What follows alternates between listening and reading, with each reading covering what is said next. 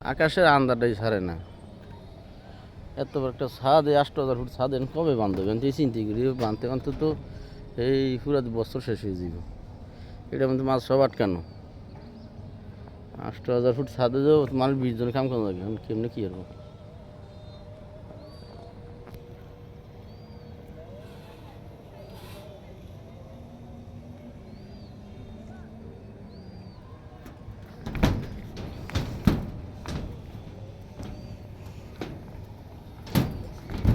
কত ছাদ ভিজে ভিজে ফুরিয়ে রয়েছে, দুনিয়ার ছাদ। এই ছাদ কবে শেষ করবো? এই এনে এই ছাদ, দুনিয়ার ছাদ সব ফুরিয়ে রয়েছে।